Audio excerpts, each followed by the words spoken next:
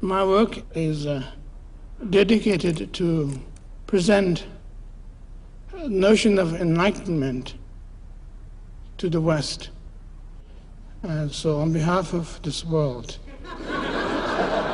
I would like to request you to come and do something about it.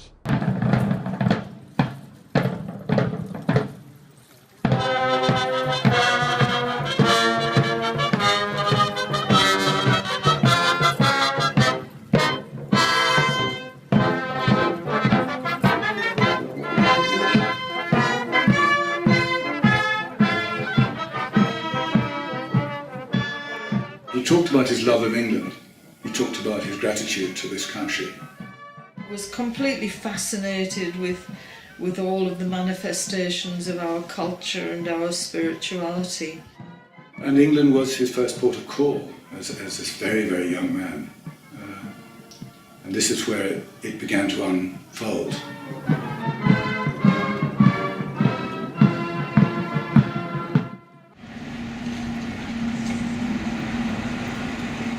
So here we are in London, in Russell Square, which is right in the centre near the British Museum and near the University of London.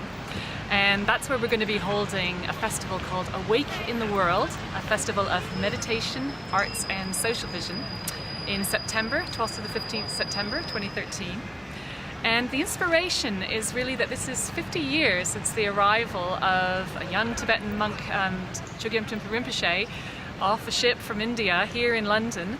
And he then went on to inspire many thousands of people with his vision, not only of how he could take the teachings of Buddhism into Western life, but also how we could create a more enlightened society. He wasn't living here in London, he lived in Oxford and was studying there in Oxford, but he came frequently to London and made connections with everyone who was interested in Buddhism in London. They'd never met a real live Tibetan Rinpoche before, most of them, so he became very celebrated quite quickly.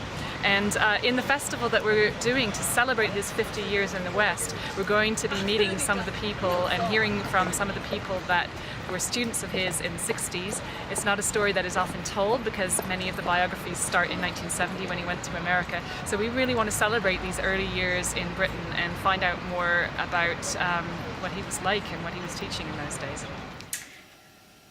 I thought, what a strange man.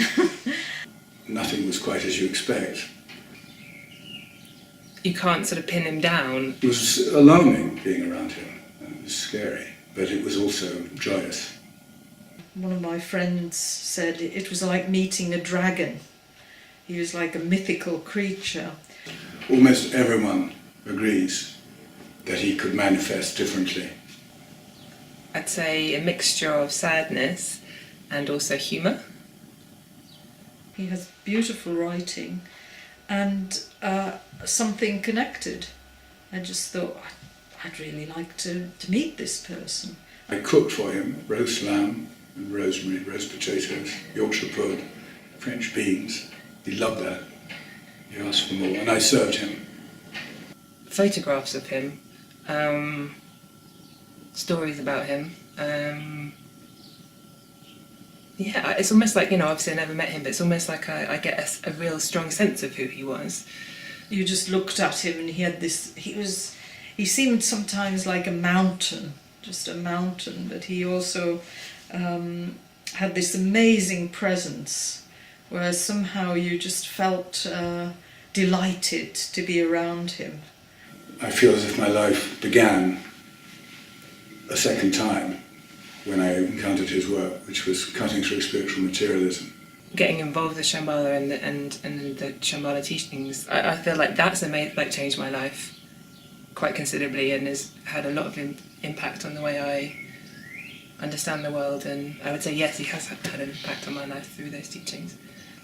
And it felt as if someone had wheeled up a cannon and blown a hole straight through me. I remember my beloved sister saying to me the following week, "How are you?" And I said to her, "I'm fine. In fact, I'm not here." And she got it. I remember when I first read Trungpa Rinpoche, it was like the first time in my life that I really felt somebody understood my mind. somebody who understood anybody's mind. They're not your average kind of spiritual books. I think there's something more to them that's quite special. What is extraordinary, and I think is paradoxical, is how he got inside the Western mind. He somehow had an ability with all his students, and with many people who are not his students,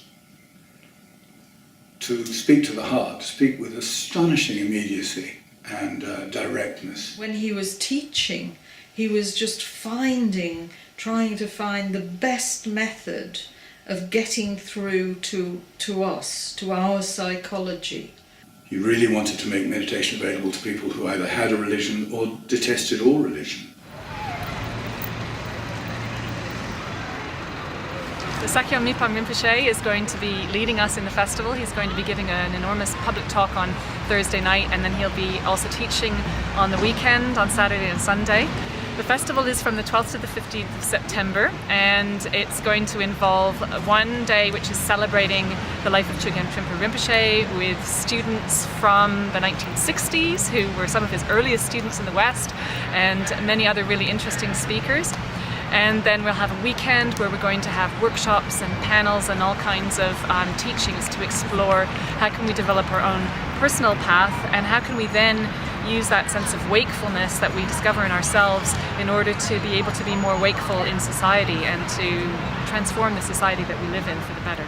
You know, you might see this title on a poster and think, "Awake in the World," and then, well, am I awake? It means being here. It means occupying the present, and training oneself not to try to hook the future and not to try and reheat the past. It sounds very simple, and it isn't, because these habits are deeply ingrained in us. But there's very, very profound magic in this. Well, today it was sitting down in a cafe and being present while I was eating my lunch, like the sort of actually tasting and feeling the textures, and watching other people's hands. Being awake to the world automatically actually means that you're awake to other people. He's right, clearly, that the spiritual path can't simply be, it can't just be for me. It must have implications for how we deal with each other. So, therefore, there is a social implication automatically. I think being sort of experiencing being together, I think that's really important. I do think London is actually, there's a lot of that happening already. I think there's a lot of small networks happening, but I think people generally, there's a sense of well-being that you can get from being connected to other people in a positive way. If the festival can actually can make a bridge to that genuine desire that people have for leading a good life, then it will be wonderful. He often said, we're not actually, as it were, necessarily going to be enlightened in one lifetime, which is a fond hope. He said, but we may become good in parts, which I find encouraging. I am simply asking you to serve with us, to save and build enlightened society. Saving alone is not enough, but we have to build enlightened society at the same time. And I can hear his voice